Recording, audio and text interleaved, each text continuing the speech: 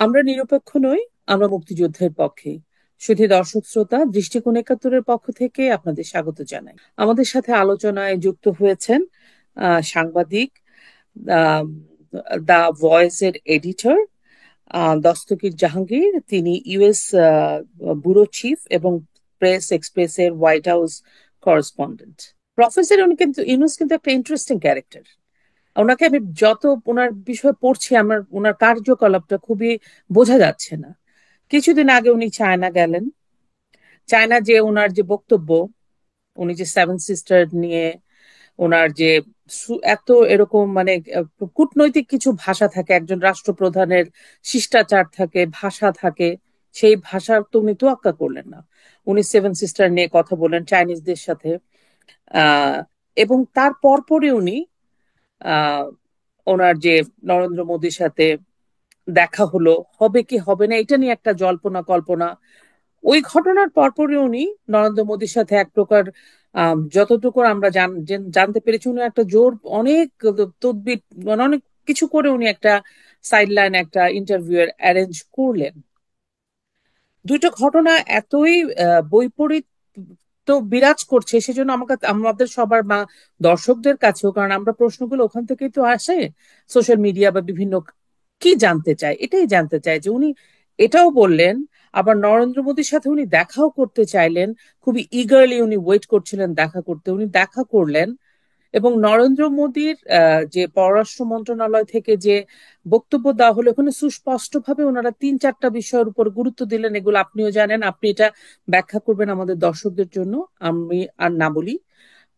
এই পুরা বিষয়টাকে মানে আমাদের যে প্রধান উপদেষ্টা, ওনার আম, মনস্তত্ত্বটাকে আপনি বুঝতে পারেন ভাই, দস্তগীর ভাই? ওনার আসলে আমি বুঝতে পারতেছি না ওনাকে। আমাদের দর্শকরা, বাংলাদেশের মানুষও বুঝতে পারছেন ওনাকে। না, বিষয়টা বিষয়টা হলো, আমি প্রাথমিকভাবে একটু আলো আপ করলাম ওনার ক্রিমিনাল মাইন্ডের কথা, শিশুকালের। আরেকটা ইতিহাস হলো যে লগ্নির কথা যেটা বলেছিলাম, আপনারা হুম। জানেন স্বাধীনতা সংগ্রামের সময় বাংলাদেশের প্রচুর মানুষকে বিভিন্ন জায়গায় আশ্রয় নিতে হয়েছে, ভারতে 1 কোটি মানুষ। আমাদের পরিবারও বাংলাদেশের বিভিন্ন জায়গায় যেখানে দুর্গম সেখানে আশ্রয় নিতে হয়েছিল। কিন্তু আপনি তো বাড়ি খালি রেখে যেতে পারেন না। মানে বাড়ির মাঝে যদি আপনার অস্থাবর সম্পত্তি, স্বর্ণালংকার এসবগুলো রেখে যান, তাহলে তো লোট হয়ে যাবে। তাহলে তারা করতো কি, যারা শান্তি বাহিনী বা যারা নির্বিঘ্নে সেই সময়ে বাড়িতে অবস্থান করতে পারতো, যাদের সাথে পাকিস্তানি তৎকালীন সরকারের সুসম্পর্ক ছিল অথবা হুম। গ্রিনসে, তাদের কাছে রেখে যেতেন, কারণ পাড়ার হুম। মানুষই তো আবার ফিরে আসবো। এইটার একটা বিরাট ইতিহাসের উপর ডকুমেন্টারি কিছু দিনের ভিতরেই প্রকাশ হবে। সেটা হলো যে ডক্টর ইউনূসের পরিবারের কাছে কত মানুষ, যেহেতু তারা অনেক আগে থেকেই লগ্নি ব্যবসার সাথে যুক্ত ছিলেন, অনেক মানুষ ওনাদের কাছে স্বর্ণালংকার অনেক সহায় সম্পত্তি রেখে গেছেন, যেটার অনেকে ফিরতে পারেন নাই, অনেকে ফিরলে অস্বীকার করা হয়েছে। এইটা হলো ঘটনা, এটা হলো একটা চরিত্র, একটা বিষয়। এখন দেখুন, বাংলাদেশে মেটিকুলাসলি ডিজাইনড, আমার কথা না, ডক্টর ইউনূসের কথা, ডিজাইন করে একটি ক্ষমতার বেদখল হয়ে গেল, ওনারা দখল করলেন। এবং আহ, আমি বলবো যে একজন রাজনৈতিক প্রজ্ঞাবান ব্যক্তির মতনই, এবং প্রজ্ঞা ব্যক্তির মতন না, ব্যক্তি হিসাবেই আম, শেখ হাসিনা, উনি ওনার জীবন রক্ষা করতে পারলেন। এটাকে ওনারা যারা দখল করলেন তারা প্রচার করছেন যে পালিয়ে গেলেন। রাজনীতিতে পালিয়ে যাওয়া কোনো শব্দ নয়। রাজনীতিতে হলো যে আমি যতক্ষণ না আমাকে রক্ষা না করতে পারলো, আমি তো তোমার প্রতিদ্বন্দ্বিতা থেকে সরে গেলাম। অতএব শেখ হাসিনা ওনাকে রক্ষা করে প্রমাণ করেছেন যে আমি রাজনীতিটা বুঝি এবং আমি ফিরব। এটা হলো রাজনীতির কথা। এখন এই যে ব্যক্তি, আমরা প্রফেসর ইউনূস বলি, ডক্টর ইউনূস বলি, অথবা মোহাম্মদ ইউনূস বলি, উনি ওনার পার্সোনাল ব্যক্তিগত পারিবারিক ব্যবসাকে বিশ্ব ব্যবসা হিসাবে তো সৃষ্টি করার জন্যে, আপনি যদি ওনার ওনার লক্ষ্য যদি হয় আপনার মন জয় করা, বা আপনার কাছ থেকে, আমি মন জয় করার চেয়ে বলবো যে আর্ন ইউর বিজনেস, তাহলে আপনাকে ইন্স্যুরেন্স এজেন্টের মতন হয় জানালা দিয়ে আপনি দরজা দিয়ে ঢুকবেন, যদি না বন্ধ থাকে জানালা দিয়ে ঢুকবেন, আর বন্ধ হলে খিড়কি দিয়ে ঢুকবেন। You use every method. আমাদের ডক্টর ইউনূস এটাই করছেন। না হলে প্যারিস থেকে বাংলাদেশে পৌঁছার আগেই উনি মেটিকুলাসলি ডিজাইনের একটা ডিজাইন হলো সমস্ত পুলিশকে মেরে ফেলতে হবে, সমস্ত পুলিশ স্টেশন গুড়িয়ে দিতে হবে, এবং সেইটার জন্য উনি ক্ষমতা নিতে 3 দিন অপেক্ষা করলেন। এবং এই ভ্যাকুয়ামের জন্য কোনো একদিন যখন সাংবিধানিক কোনো প্রতিষ্ঠানে আমরা কথা বলতে পারবো, বা কেউ আমাদের উত্তরসূরিরা বলতে পারে, তখন এটার বিচার হবে যে এই 3 দিন কার কাছে ক্ষমতা ছিল। ডক্টর ইউনূস খেলছেন। এবং আমি সেদিন যখন একটা দেখাই, এরকম একটা পিকচার দেখাই স্টেট ডিপার্টমেন্টে, আমি পৃথিবীর কোনো খবর হওয়ার আগে ডক্টর ইউনূসের অফিস থেকে প্রতিবাদ করা হলো যে এটা এখনকার নয়, এটা হলো 4 বা 5ই অগাস্টের, তখন আমরা ক্ষমতায় ছিলাম না। এটা ইতিমধ্যে বলা হয়েছে, আমি এটা রেকর্ড করে রেখেছি যে yes, we want to know understand that, যে ওই 3 দিন আপনারা ক্ষমতায় ছিলেন না কেন। আপনারা বলছেন এখন কেন এটা, এটা মেটিকুলাসলি ডিজাইনেরই অংশ। কিন্তু আপনি তখন কি করলেন? খেলা খেলা কিন্তু ওইখানেই শুরু করে দিলেন যে এনডিটিভি বোধহয়, ইন্ডিয়ান টিভিতে বললেন যে ভারত যদি বাংলাদেশের বিষয়ে হ্যাঁ, নাক গলায়, তাহলে ভারতের 7 সিস্টার, ওয়েস্ট বেঙ্গল, এমনকি বার্মাতে অস্থিরতা বিরাজ করবে। আপনি লক্ষ্য বিরাজ করে করে। দেখেন, আমরা সুপার পাওয়ার না, আমাদের অর্থনীতির বাজেট আমরা কভার নিজেরা করতে পারি না, আমাদের দেশ খাদ্য সহ সমস্ত কিছুর উপর সবচেয়ে বড় নির্ভরশীল, বা যেখান থেকে ইম্পোর্ট করতে হয় সেটা হলো ভারত, এবং প্রাকৃতিকভাবেই ভারতের কাছ থেকে আসতে হবে কম দাম পেতে হলে। সেখানে উনি কোন ভরসায়, কোন সাহসে, কার পিছনে উনি কে? উনি যে এই যে একটা বিরাট বড় কথা বলে ফেললেন যে এই ইয়েতে 7 সিস্টারের অমুক অস্থিরতা বিরাজ করবে। আমি এটার লিগ্যাল টার্মে যাই। লিগ্যাল টার্মটা হলো যে জাতিসংঘ সনদ অনুসারে কোনো দেশ যদি প্রথম অন্য দেশকে প্রতি হ্যাঁ, আগ্রাসন করে, তাহলে সেই আগ্রাসনকে প্রতিহত করার জন্য যেই দেশ আক্রান্ত হলো, তার অটোমেটিক রাইট জন্মায় নিজকে প্রটেক্ট করার জন্য সেই দেশে আক্রমণও করতে পারবে। এটা জাতিসংঘ সনদের হয় 50, না হয় 51, আমি ভুল করতে পারি, হয়তো বা 50। আপনি বললে আমি খুঁজে বের করতে পারবো। অসুবিধা নেই, কারণ এটা সবাই জানে, আমিও জানি আর কি। আচ্ছা। আমি কত নাম্বার সেটা বলতে রাইট। পারবো না এক্স্যাক্টলি, আমি জানি। এখন সেই অ্যাগ্রেশনটা কিভাবে হবে? অ্যাগ্রেশনটা প্রকাশ হবে, এক হলো আপনি যদি বুট পাঠান বা সৈন্য পাঠান, হুম। আক্রমণ করেন, অথবা ওই দেশের প্রধান কর্তা বা ব্যক্তি, যেমন প্রেসিডেন্ট, যেমন এক্সিকিউটিভ প্রধান ডক্টর ইউনুস, এরকম মানুষ যদি বলে যে তোমার দেশে অস্থিরতা বিরাজ করবে, এটা কিন্তু ক্রস বর্ডার অ্যাগ্রেশন। এবং এই অ্যাগ্রেশন উনি করে ফেলেছেন। এবং ভারত যদি আজকে বাংলাদেশ আক্রমণ করে এই শর্ত তুলে, তাহলে আমেরিকা, রাশিয়ার পরাশক্তি কিন্তু মানে তারা কিছু বলতে পারবে না, because they are using that. They hmm. Are hmm. Using, Russia use করছে ইউক্রেনে, একই কথা আমাদেরকে ইউক্রেনে রক্ষা সেম। করতে হবে। ইসরায়েল করছে, বা আমেরিকা করছে, চায়না, যেহেতু ইন্ট্রোবান তারা যায় না, তারাও এটাকে প্রিজার্ভ করে। অতএব এটা ইতিমধ্যে ডক্টর ইউনুস এই অ্যাগ্রেশনটা করে ফেলেছেন। জি। কিন্তু উনি খেলছেন মানে পাতলা আইসের উপরে। উনি উনি যেহেতু লগ্নি ব্যবসাটা জানেন, উনি সুতাটা হাতে রাখেন যে এটাতে একটু টান দিব, আবার ওটাতে একটু টান দিব, টান দিবে। ফাইনালি ভারতের সাথে যদি আমি মিলতে পারি, ভারত কি চায় সব তো আমি দিবই, কারণ আমি তো ইউনুস, আমি তো ইতিমধ্যে পরীক্ষিত, আমি ব্যবসায়ী। ইউনুস কিন্তু বলছে ডোনাল্ড ট্রাম্প ব্যবসায়ী, আমি ব্যবসায়ী, আমরা একসাথে ব্যবসা করব। সে কিন্তু বলে নাই যে আমি পলিটিশিয়ান, সে কিন্তু বলে নাই আমি অর্থনীতিবিদ, সে কিন্তু বলে নাই আমি শান্তির দূত। সে বলছে আমি ব্যবসায়ী, ডোনাল্ড ট্রাম্প ব্যবসায়ী। সো উনি যেটা বাংলাদেশকে বিক্রি করে দিবে তাতে কোনো আশাই না। ভারতের কাছে উনি আসলে প্রেমটা নিবেদনের উপায় খুঁজছেন। এই তুমি অসুন্দর, এই ছেলে, মানে আমরা আমাদেরকে আমাদেরকে আমাদের এই স্কুল কলেজ জীবনের কথা যদি স্মরণ করি, তাহলে এরকমই তো হয় যে কারো কাছ থেকে পৌঁছার জন্য বিভিন্ন উপায় তৈরি করতে হয়। মানে ইনস্টিগেট করছেন আর কি। ইনস্টিগেট করা, খোঁজা, তৈরি করা, রাস্তা তৈরি করা। দেখেন উনি প্রথমে বললেন ভারত তোমাকে আমি আক্রমণ করব, এবং বাংলাদেশের এক্স আর্মি অফিসাররা তো একদম ঘোষণা দিয়ে দিলেন, কলকাতা চলে গেছেন। এবং আমার বন্ধুরা বললেন আসো কলকাতায় ইয়ে খাবো, ফুচকা খাবো গিয়ে কলকাতায়। তো এই যে স্বপ্ন, এটা হলো সব আমাদের ইউনুস করছেন ভারতের দৃষ্টি আকর্ষণের জন্য। এবং ওনার একটাই শখ, এই শখটা আমি আমি বলি আপনার, ভবিষ্যতে এটা মিথ্যা হোক।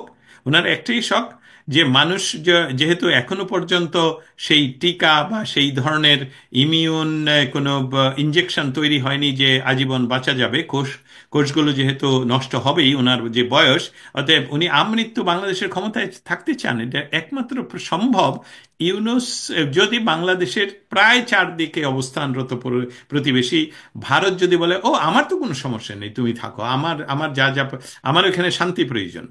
ডক্টর ইউনূস কিন্তু দেখেন, টেকনিক্যালি সে বাংলাদেশ আওয়ামী লীগের বিরোধিতা উনি কেন করছেন এটা আমার জানা নেই। ওনার যদি ব্যক্তিগত কোনো সমস্যা থেকে থাকে, আওয়ামী লীগের কোনো নেতৃবৃন্দের সাথে থাকতে পারে। উনি ট্যাক্স ফাঁকি দিয়েছেন, এটা আওয়ামী লীগের বিষয় নয়, এটা বাংলাদেশ সরকারের বিষয়, আমাদের বিষয়, আমরা জনগণ। ফাঁকি দিয়েছেন আপনার জন্য বাংলাদেশ সরকার যারা ছিল তারা বিচার করেছেন, এটা আওয়ামী লীগ নয়। হ্যাঁ, আওয়ামী লীগের বিচার কেউ করতে পারবে না, যেমন আমরা বিএনপির বিচার করতে পারবো না। যে হ্যাঁ, কিন্তু আমাদের দেশের বিরুদ্ধে যেহেতু যুদ্ধতে অংশগ্রহণ করেছিল যে শক্তি, সেটা হলো জামাত, এটার বিচার আমরা করতেই পারবো। এইটার উপর ভিত্তি করে আমাদের দেশ স্বাধীন করেছি। অতএব সেখানে জামাতের বাংলাদেশের রাজনীতি করতে পারবে, আওয়ামী লীগকে আপনারা মাথায় উঠতে দিবেন না, এটা শুধু স্বপ্নবাজের কাজ। কিন্তু আপনার যে মৌলিক লক্ষ্য সেটা কিন্তু আমরা জেনে গেছি, বা মানুষ জানি যাক। সেটা হলো, চাচ্ছেন তিনি যে ভারত আপনার আসলে কি প্রয়োজন, আমি তো সেটা জানি। আর আমার প্রয়োজন, আমি আমৃত্যু এখানে একটু একটু ক্ষমতায় থাকতে চাই। তো ভারত যদি এটাতে, এই জন্য প্রপাগান্ডা গত 24 ঘন্টায় চলছে, হ্যাঁ ভারতের সাথে মিল হয়ে গেছে, ভারত এখন দ্বিপাক্ষিক, দ্যাট ওয়াজ নট দ্বিপাক্ষিক, সাইড লাইন এন্ড দ্বিপাক্ষিক দুইটা দুই জিনিস। দুইটা দুই জিনিস। এবং সেখানে ইয়ে হতে হয়, অনেক কিছু হতে হয়। কিন্তু আমি যেটা এই কথার ভিতরে আমি আরেকটু কথা ইয়ে করি। আমরা জানি আহ, আহ, এই বিমস্টেক বিষয়টা কি। বিমস্টেক বিষয়টা যেহেতু বঙ্গোপসাগর কেন্দ্রিক, তার চতুর্দিকের রাষ্ট্রগুলো নিয়ে এই কারবার, সেখানে কিন্তু পাকিস্তান নেই ডক্টর রিনোস, সেখানে কিন্তু চায়না নেই। চায়না। আপনি চায়নাতে গিয়ে বলে আসলেন, আসুন আসুন, বঙ্গোপসাগরের মালিক আমি, আমাদেরকে ইনভেস্ট করেন, তাহলে আপনি এখানে ব্যবসা করতে পারবেন। এমনকি ভারতের সেভেন সিস্টার এখানে যেতে হলে, ভুটান নেপাল যেতে হলে আমার উপর দিয়ে যেতে হবে, প্লিজ কাম হেয়ার। এই যে আপনি যে লগ্নি ব্যবসায়ী, এই যে এইভাবে আপনি বিক্রি করে আসলেন, আপনাকেই আমি উত্তরটা দিচ্ছি আপনার মাধ্যমে এইভাবে, যে এই বিমস্টেকের মৌলিক কাজগুলোর মাঝে অনেকগুলো কাজ তাদের তাদের লক্ষ্য হলো এর ভিতরে হলো বাণিজ্য and বিনিয়োগ, আরেকটা হলো সন্ত্রাসবাদ মোকাবেলা এবং আন্তঃরাষ্ট্রীয় অপরাধ দমন। হুম। আই রিপিট ইট, হ্যাঁ। ইয়েস। আহ, সেখানে কিন্তু যখন এটা তৈরি হয়, তখন থেকেই বঙ্গোপসাগরকে কেন্দ্র করে, এই নামই হলো বঙ্গোপসাগরকে নিয়ে, তো প্রথম ছিল, পরে এটা পরিবর্তন হয়ে প্রথম ছিল না, প্রথম ছিল প্রত্যেকটি দেশের আদ্যাক্ষর নিয়ে বি দিয়ে শুরু, পরে ইন্ডিয়া, এরকম। পরবর্তীতে এটা আসলো যে বঙ্গোপসাগর কেন্দ্রিক চতুর্দিকের রাষ্ট্রগুলোর এই একসাথে তারা কাজ করবে। অতএব ইউনূস সাহেব, আপনি এই বিমস্টেকের মিটিং এও যাবেন, চায়নাতে গিয়ে বলে আসবেন বঙ্গোপসাগর আপনার, এটা তো হচ্ছে না, মিলছে না, এটা মিথ্যা, এটা টোটালি মিথ্যা। আপনি যেটা করছেন সম্পূর্ণভাবে আপনি আপনাকে শুধু ক্ষমতায় রাখার জন্য করছেন। এবং আজকে এখন যখন বাংলাদেশে বা আমাদের সাউথ ইস্ট এশিয়ায় বা বিমস্টেক এরিয়াতে সকাল হবে, তখন হয়তো সেখান থেকে সম্মিলিত যে ঘোষণা সেটা আসবে, আমরা ইতিমধ্যে জানি। সেই ঘোষণায় বলা হয়েছে যে এই অঞ্চলে স্পেশালি বঙ্গোপসাগরকে ব্যবহার করে কোনো সন্ত্রাসবাদ করা যাবে না, আন্তঃরাষ্ট্রীয় অপরাধ দমনে একসাথে কাজ করবে। এবং সেখানে নাই চায়না, নাই পাকিস্তান, পাকিস্তান। কারণ বঙ্গোপসাগরের সাথে তাদের কোনো সংযোগ নেই। অতএব আপনি যে বললেন বঙ্গোপসাগর দিবেন চায়নাকে ব্যবহার করার জন্য, এটা তো এককভাবে হবে না, কারণ এখানে এখানে রয়ে গেছে Bangladesh, Bhutan, Myanmar, Bharat, Nepal, Sri Lanka, Thailand. So doctor Yunus যে কথাটা বলছেন, এটা আহ, আসলে শব্দটা কি বলে ফেলবো, এটা ধূর্তামি, ধূর্ত হ্যাঁ, ধরতে হবে। মানে আমি ইন্টারেস্টিং ক্যারেক্টার বলেছি, কারণ আমি ওনাকে গত 8 মাসে স্পেশালি এত ভাবে ওনার, ইভেন তো ওনার বডি ল্যাঙ্গুয়েজ, ওনার ফেসিয়াল এক্সপ্রেশন, উনি আসলে এত, উনি মেটিকুলাসলি তো ডিজাইন করেন। He is a very good actor, even though আমার কাছে মনে হয় আহ, কন্টিনিউয়াসলি বিকার বিকারহীন মানুষ। একটা ওনার চোখ বিকারহীন মানুষ। এই যে এতগুলো মানুষকে জেলে পুরে রাখলেন, ধরে রাখা আমার ভয়ঙ্কর। মানে তাদের কিন্তু 7 মাসের উপর হয়ে গেল, বেল হচ্ছে না। কিন্তু আমার প্রসঙ্গ, এই যে মিটিংটা হলো নরেন্দ্র মোদী আর প্রফেসর ইউনুস, অনেক স্পেকুলেশন হচ্ছে হবে, এটাই খুব স্বাভাবিক, কিন্তু আম, ভারতীয় পররাষ্ট্র মন্ত্রণালয় খুবই স্পেসিফিক্যালি, আপনি তো দেখেছেন অবশ্যই, ওনারা বলেছেন যে কি কি বিষয়ে কথা হয়েছে সেখানে, সংখ্যালঘু, ওনাদের বর্ডার, এবং একটা নিরপেক্ষ গণতান্ত্রিক ইনক্লুসিভ বাংলাদেশের সাথে ভারত আছে, এই হচ্ছে তাদের তিনটা এজেন্ডার কথা তারা মিটিং এ বলেছেন। আপনি এখন তো সময় নেই, নাহলে আমি এটা শোনাতাম আমাদের দর্শকদের জন্য।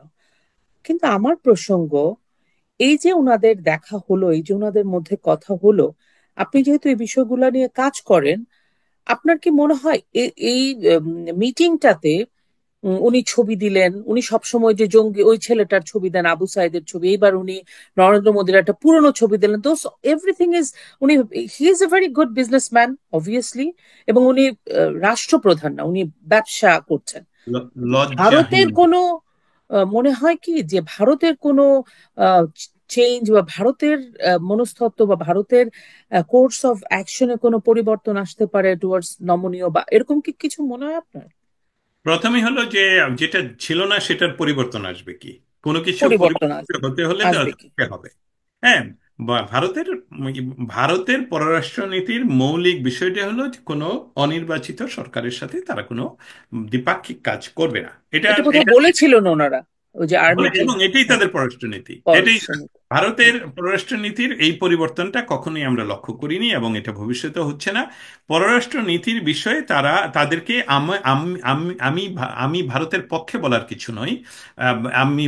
আমি বলছি ভারতের পররাষ্ট্র নীতির মৌলিক বিষয়টা হলো নির্বাচিত সরকারের সাথে, বঙ্গবন্ধু সরকারের সাথে কাজ করেছিলেন।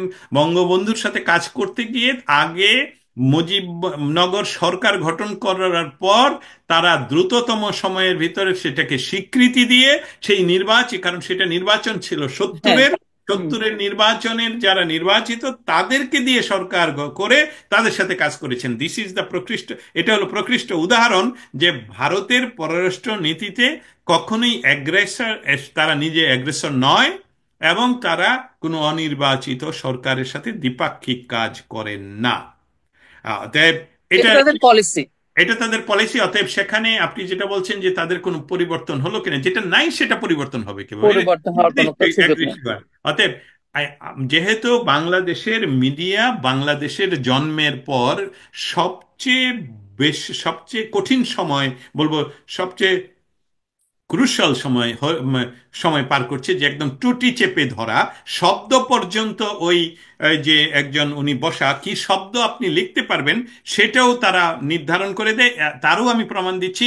বিবিসিকে তিনি বলেছেন এই শব্দ বলা যাবে না, তখন বিবিসি যখন বললেন যে নো, আমরা কি কি শব্দ ব্যবহার করবো, ইউ ক্যান ডিকটেট ইট, তখন তারা সরি বলে এবং সেটা প্রচারিত হয়। এটা হলো হুম। আমরা ল্যাবরেটরিতে, আমরা যখন ইন্টারমিডিয়েটে সায়েন্সে লবণ, ল্যাবরেটরিতে কোনটা কোন লবণ এটা প্রমাণ করতে হতো, তো যে এই ভাবে এটা এই লবণ। এটাতে এই যে এই পরীক্ষাতে উনি প্রমাণিত যে বাংলাদেশের ইউনূস সরকার বাংলাদেশের প্রতিটি গণমাধ্যম কে শব্দ বলে দেয় এই শব্দ ব্যবহার করতে পারবে না, না হলে বিবিসিকে বললো কেন? কচু কাটতে কাটতে যখন আপনি ডাকাত হয়ে পড়েন তখন তো আপনি যে বিবিসি বলা যায়, বাংলাদেশ তো ইতিমধ্যে নিয়ন্ত্রণ। চলুন যাই। জায়গাটা কি ছিল? বিমস্টেক। বিমস্টেক, ইয়েস। বিমস্টেক বিমস্টেকের আম, মা- যে যে সকল দেশগুলো একসাথে কাজ করে জি। সেটা আবার বঙ্গোপসাগর নিয়ে, এবং সেই বঙ্গোপসাগরের কে উম, সম্পূর্ণ যদি বলি সন্ত্রাসবাদ মুক্ত রাখার জন্য, চায়নার ইনফ্লুয়েন্স মুক্ত রাখার জন্য ভারতের খুব ইন্টারেস্ট, এবং ভারতের চেয়ে বড় ইন্টারেস্ট হলো আমেরিকার। আমেরিকার, এক্স্যাক্টলি। তাতে আমেরিকার ইন্টারেস্ট তো ভারতের ইন্টারেস্টের সাথে সেখানে মিলে যাচ্ছে। আর ভারতের প্রধানমন্ত্রী মোদি যখন এখানে হোয়াইট হাউসে এসেছিলেন, আমি ছিলাম সেখানে, সেখানে প্রেসিডেন্ট ডোনাল্ড ট্রাম্পের বডি ল্যাঙ্গুয়েজ আপনি সমস্ত কিছু দেখেছি আমরা। দেখেছেন, যে আমার বন্ধুকে বলছে সে, তারা শত শত বৎসর ধরে বাংলাদেশের সাথে কাজ করছে। এটা হ্যাঁ, কিন্তু ঐতিহাসিক শত শত বৎসর, কারণ আমরা হলাম প্রাচীন ভারতের অংশ। আমরা আমাদের সাথে তাদের তাদের মানে এইটা এক অঞ্চল, এক ভাষা, এক কথা, এক খাবার, এক ঝাল খাই, একইভাবে না বলি, একইভাবে হাঁ বলি, একইভাবে মা ডাকি। হ্যাঁ, এই যে সংযোজন, এর কথাই বলছেন যে 100 years they are working together, I will leave this on my friend prime minister। এবং এটা বাংলাদেশে ইংলিশ ট্রান্সলেশন বহুভাবে হয়েছে। হ্যাঁ, উনি বলছে প্রশ্ন, এই প্রশ্ন উনাকে দিয়ে দিছে। আরে ভাই, ওইটা না, এই প্রশ্ন, কারণ যে প্রশ্নকর্তা প্রশ্নকর্তা মোদিকে হিন্দিতে জিজ্ঞেস করেছেন, তা একই প্রশ্নকর্তা উনি প্রেসিডেন্টকে প্রশ্ন করে বলছেন, now I will ask prime minister Modi this, এবং সেটা হিন্দিতে বলছেন। উনি দুইটা প্রশ্ন একসাথে করে প্রেসিডেন্ট প্রথম নিলেন, উনার উত্তরে বলেছেন যে বাংলাদেশের বিষয়টা মোদির উপর ছেড়ে দিলাম। অতএব কেন মোদি এবং দেখা করলেন, এই যে লোকাল একটা গ্রুপ তারা তৈরি করলেন এখানে, এই American interest, Indian interest, Indo প্যাসিফিককে চায়নার প্রভাব মুক্ত রাখা, এবং সেটাকে আসলে ডক্টর ইউনূসের সাথে এটা দ্বিপাক্ষিক নয়, বাংলাদেশের কে ভারতের মনোভাবটা তুলে ধরা, যে আপনি যে মানে শব্দটা কিভাবে বলবো, যে আপনি যে মন গড়া কথা বলে ফেলেন একজন রাষ্ট্র যেভাবেই চালান, এসবগুলো বলা ঠিক নয়, এই কথাটা বলছেন উনি। আরো কিছু হ্যাঁ, বিষয়। এটাও বলেছেন হ্যাঁ, হ্যাঁ, এই যে কথাটা। কথা সংযত করে বলতে হবে। হ্যাঁ, মানে সংযত করে কথা বলা উচিত। বলা উচিত। শেখ হাসিনাকে ফেরত চেয়েছিলেন, এবং তিনি বলেছেন উত্তরে যে শেখ হাসিনা আমাদের অতিথি, এবং আমাদের বলতে ভারতের, বিজেপির নয়। ভারতে শেখ হাসিনাকে যখন আপনাদের আর্মি যখন আমাদের সাথে যোগাযোগ করে, শেখ হাসিনাকে সেফ জায়গায় বাংলাদেশে কোথাও রাখা যাচ্ছে না, তখন আমাদের সর্বদলীয় মিটিং হয়, এবং সেই সর্বদলীয় মিটিংয়ে আমরা ওনাকে অতিথি হিসাবে রেখেছি।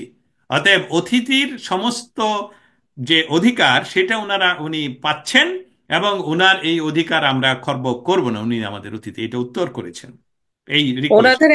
ওনাদের একটা কথা আছে, অতিথি দেবো ভব। মানে ওনারা এটা মিন করেন, আমার মনে হয়। হুম, এবং সর্বদলীয়ভাবে ডিসিশন নেওয়ার অর্থ হলো যে উনি অতিথি, উনি দেবসম। ওনার- যেটা ওনাদের আপনি ওই প্রভাবটা বললেন। আরেকটা হলো যে এখন আমরা যদি ওনার অতিথির ডেজিগনেশন চেঞ্জ করতে চাই, তাহলে তো আবার সর্বদলীয় মিটিং করতে হবে, সেটা আমি বলছি। কারণ এটাই এটাই ট্রেডিশন হওয়া উচিত। Indian concern for Bangladeshi minorities এর কথা ওনাকে বলা হয়েছে, হ্যাঁ, এবং স্পষ্ট। তাহলে যে আমাদের বাংলাদেশে যে প্রতিদিনই বলাই যে মাইনরিটিটা হলো অতিরঞ্জিত অতিরঞ্জিত, আমি কেন স্টেট ডিপার্টমেন্টে মাইনরিটি নিয়ে বলি? আমার কিছু যারা আমাকে সাপোর্ট করে তারাও বলে যে মাইনরিটি নিয়ে বহু বলছেন, কিন্তু বিষয়টা হলো যে, বলতে হবে। বিষয়টা আমার বাড়িতে আক্রমণ হলে এখনো আমার অনেক পাড়া আত্মীয় স্বজন আছে যারা শক্তিশালী ভাবে আসতে পারবে, কিন্তু একজন মাইনরিটি তো এমনিই দুর্বল। এই দুর্বল মানুষের প্রতি যদি আমরা সমষ্টিগত ভাবে বাঙালিরা না দাঁড়াই, তাহলে এটা হবে। এবং ইন্ডিয়ান এই কনসার্নটা জানিয়েছেন, শুধু হিন্দুদের কথাই উনি জিজ্ঞেস করেন, সমস্ত মাইনরিটির কথা হুম। বলা হয়েছে।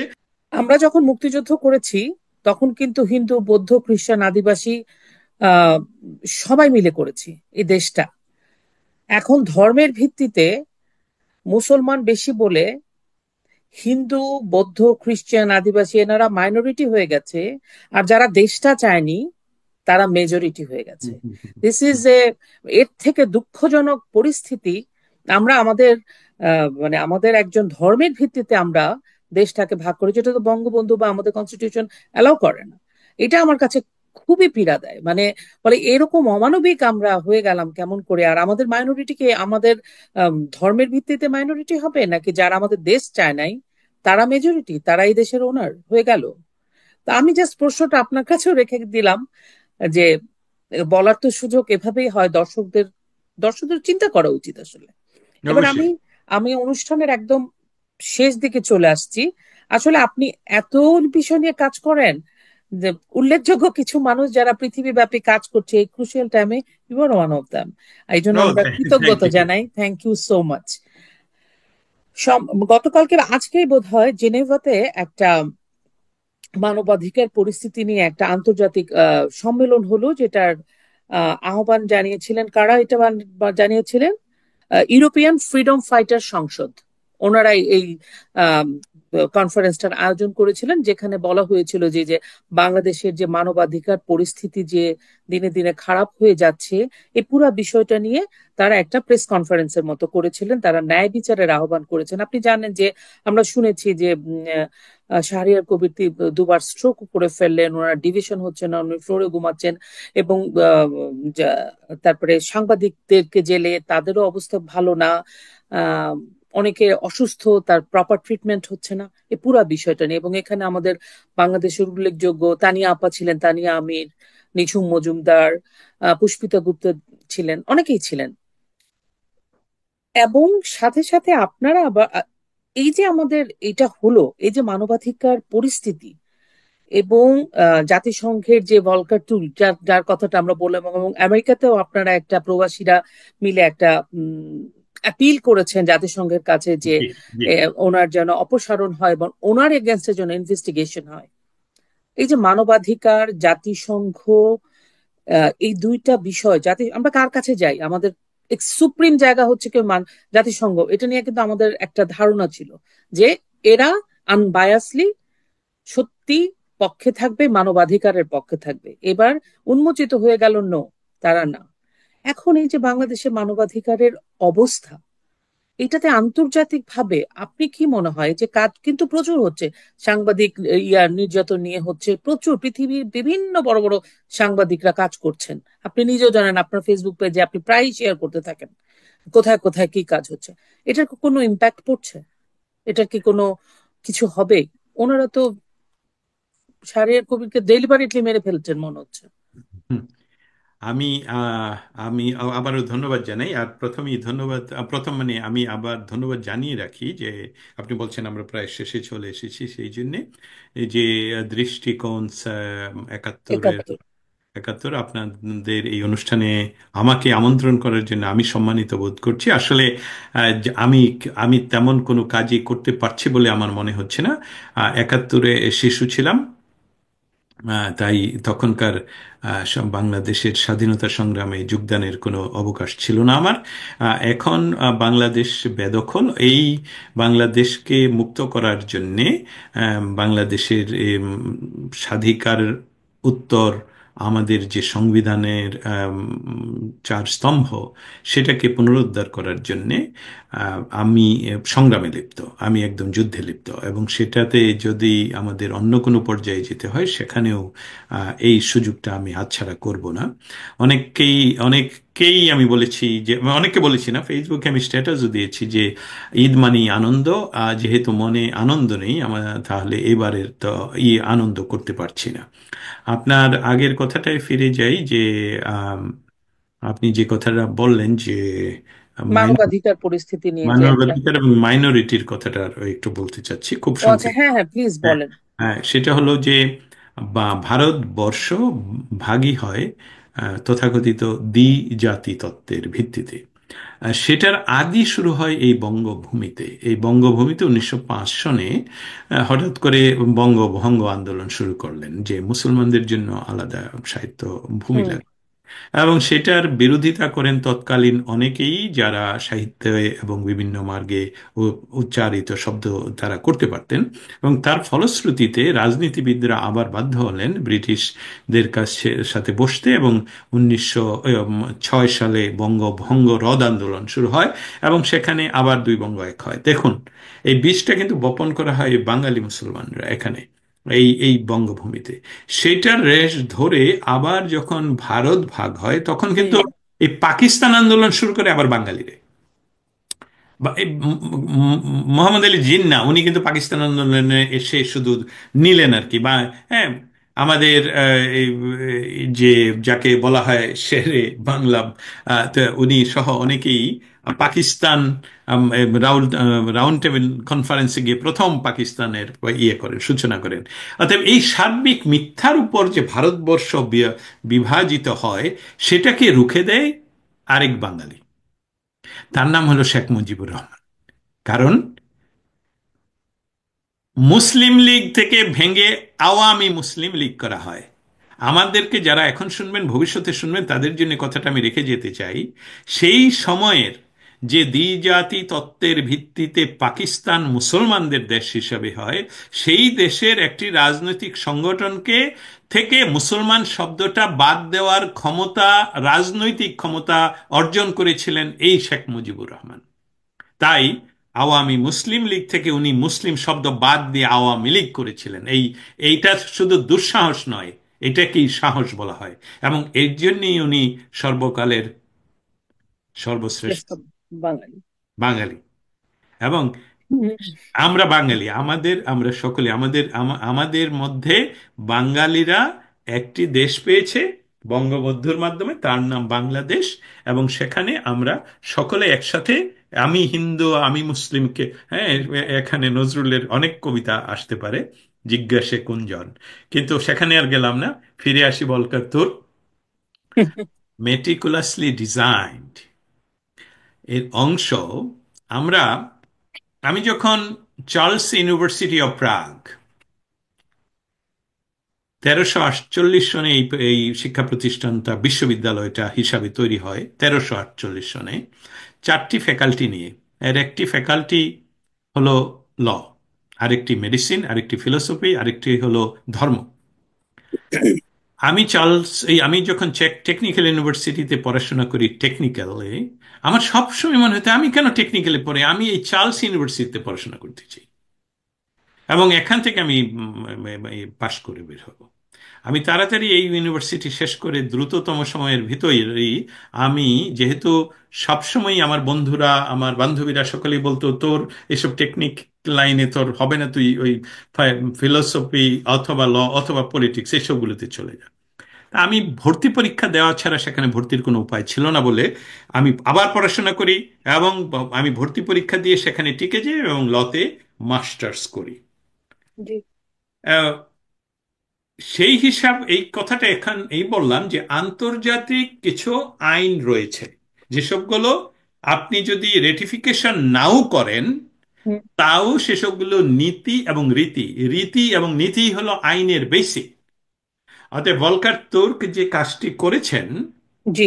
সেই কাজটি হলো আন্তর্জাতিক আইন ভেঙেছেন উনি, রীতিনীতির পরিপন্থী কাজ করেছেন, একটি সার্বভৌম দেশের সশস্ত্র বাহিনীকে ইন্টারভেন করেছেন। এবং এর জন্যে উনি বাংলাদেশের আইনেও বিচার হতে পারে, বাংলাদেশের যেহেতু একটা সার্বভৌম দেশের ভিতরের বিষয়ে উনি হস্তক্ষেপ করেছেন। এটা যেমন বাংলাদেশের যে কোনো সরকার ওনার করতে পারে, এটা আমাদের অধিকার। তাছাড়া আন্তর্জাতিক আইনেও ওনাকে নিয়ে আসা যায়, কিন্তু আন্তর্জাতিক আইনে আনতে হলে তো আমরা একজন ব্যক্তি হিসাবে আনার সক্ষমতা খুবই কম। সেখানে একটা রাষ্ট্র হিসাবে ওনার জন্য ল সুট ফাইল করতে হবে। আহ, হুম। এটা হলো ওনার বিষয়ে। মানবাধিকার, মানবাধিকার বলে আমরা যে মানবাধিকার কমিশনের কথা বলছি, আপনারা তো দেখলেন যে এটা প্রমাণিত, আমি এই ইতিহাসে আর গেলাম না, প্রমাণিত যে কোনো কিছুই মানবাধিকারের জন্য নয়। এটা হলো জগন্নাথ, ছোট জগন্নাথ, যে এটা একটা ক্লাব। জাতিসংঘ একটা পিকনিক হয় প্রতি বছরের সেপ্টেম্বর মাসে, এবং সেই পিকনিকের তারা বিভিন্ন করে, তারা প্যালেস্টাইন নিয়েও কিছু করতে পারে না, তারা ইসরায়েল নিয়েও কিছু করতে পারে না, তারা এই যে অত্যাচারিত বেলুচিসদেরকে নিয়েও উইঘুর নিয়েও কিছু করতে পারে না। আপনি পৃথিবীর কোথাও, রোহিঙ্গারা বাংলাদেশে এত লক্ষ রোহিঙ্গা, একটি রোহিঙ্গাকেও তারা ফেরতও নেয়নি, নিজের দেশেও নেয়নি পশ্চিমারা। অতএব এই যে জাতিসংঘ, এটা আসলেই কোনো কাজের না। এটা আমরা অনেক বিষয়, অনেক সত্য কথা কিন্তু মান বিশ্ব শান্তির জন্য বলতে হয় না। পারিবারিক ভাবে যেমন আমরা পরিবারে যদি একটা ইউনিটে বলি যে এই অনেক কথা বলতে হয় না, পারিবারিক অশান্তি হবে, অমুক হবে, হ্যাঁ, আপনার আপনার যে যেটা হলো লয়ালিটি একটা জিনিস, আর একটা হলো আস্থা। এই দুইটা জিনিস নষ্ট হয়ে গেলে তো এই বন্ধনটা থাকবে না। না। এই যে একটা জাতির যে একটা সংস্থা, এটা আসলে কোনো ইনফ্লুয়েন্সিয়াল না। এটা এটা যারা ভেটো অধিকারী, তাদের মধ্যেও যারা ইনফ্লুয়েন্সিয়াল, তারা মিলেমিশে আজকে ডিসিশন নিবে লিবিয়া ভেঙে ফেলবো, যাও লিবিয়া ভেঙে ফেলো, অমুকটা দখল করে নেবে।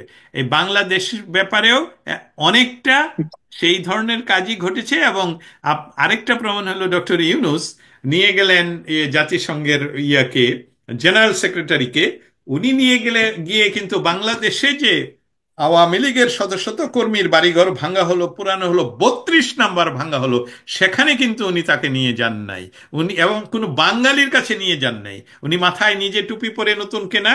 এবং আরে, আমি ভয় পাচ্ছিলাম উনি না হয় না কেউ, কারণ ওনার ফলোয়াররা কিন্তু এখন জিন্না টুপি পরে, জিন্নার বার্থডে পালন করে। আমি ভয় পাচ্ছিলাম উনি জিন্না টুপি উনিও পরবেন এবং ওনাকেও পরাবেন। যাই হোক, বাংলাদেশের তৈরি করা টুপি পরে উনি গিয়েছেন তাকে নিয়ে আমাদের কাছে মেহমান হিসাবে আশ্রিত রোহিঙ্গাদের কাছে। সেখানে উনি 1 লক্ষ বা অনেক লক্ষ রোহিঙ্গাদের সাথে ইফতার করেছেন। কিন্তু যে 4 বৎসরের শিশুটিকে রেপ করে হত্যা করা হলো, উনি কিন্তু দুঃখও প্রকাশ করেননি। উনি রাষ্ট্রের দখলদারি দখলদারি প্রশাসক হিসাবে উনি প্রতিবাদ করেননি। উনি তাদেরকে গ্রেফতারের আদেশ দেননি। ওই পরিবারকে ফোন করে উনি নিজে গিয়ে দেখা করতে যাননি। উনি যে সকল আহ, অপরিণামদর্শী কিছু অপরিপক্ক, বয়সে কাঁচা, তাদেরকে উস্কিয়ে দিয়ে যে মব তৈরি করছেন, সে সকল কয়েকটা দেখলাম হেলিকপ্টারে জানাজাতে গেল। আহ, এই যে বিষয়, আরেকটা মেয়ে, হিন্দু মেয়েকে যখন ধর্ষিত হয়, তার বাবা বিচার চাওয়াতে তাকে মেরে ফেলা হয়। হুম। আহ, তখন উনি কিন্তু কোনো কথা বলেননি, উত্তর দেননি। উনি মেটিকুলাসলি ওই মোদির কাছে 100 বার চিঠি পাঠাচ্ছেন, লিখছেন আপনার সাথে একটু দেখা করতে চাই, না হলে আপনার এটা দখল করব। চায়নাতে গিয়ে বলেন আসেন আমাদের এখানে এই জায়গাটা দখল করেন। উনি আমেরিকার প্রেসিডেন্টকে বলেন আপনার সাথে আমি ব্যবসা করব। বাংলাদেশের মানুষকে এখন যেই অবস্থায় পড়েছে, সেখান থেকে উনি উদ্ধার না করে উনি কি জানি কি ইন্টারনেট আকাশ থেকে আসবে, আমাদের টেসলার মালিকের, আমি ইচ্ছা করেই বলছি আর কি, চার্লি।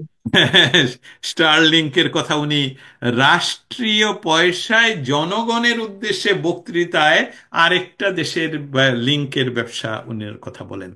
ধিক, শতধিক। আমি আর আজকে কথা বাড়ালাম না। মনের গভীরে যে ব্যথাগুলো রয়েছে, সেই ব্যথাগুলো আপনার সাথে শেয়ার করলাম। আর আমাদের মার্কিন যুক্তরাষ্ট্রের অবস্থান হলো বাংলাদেশ সম্বন্ধে সুস্পষ্ট। ইনক্লুসিভ নির্বাচন দেখতে চায়, নির্বাচিত সরকার তারা দেখতে চায়, সেখানে যাতে খেলাফত নামক কোনো আন্দোলন বা খেলাফতের কোনো ধরনের অবস্থান না, এবং ইসলামী জঙ্গিবাদ যাতে আর মাথাচাড়া না দিতে পারে, সেটার জন্য কাজ করতে হবে। না হলে আমেরিকার এমনকি স্যাংশনও আসতে পারে। 37% যে ট্যারিফ বাংলাদেশে যাই। দেওয়া হলো, সেটাতে বাংলাদেশের গার্মেন্টস সেক্টরে কি হবে সেই কথা বলে আমি আর কাউকে, মানে আমাদের সাধারণ মানুষের এত কোটি মানুষ যারা গার্মেন্টস ফ্যাক্টরির সাথে বা ব্যবসার সাথে, ইন্ডাস্ট্রির সাথে যুক্ত, তাদের যে কি হবে।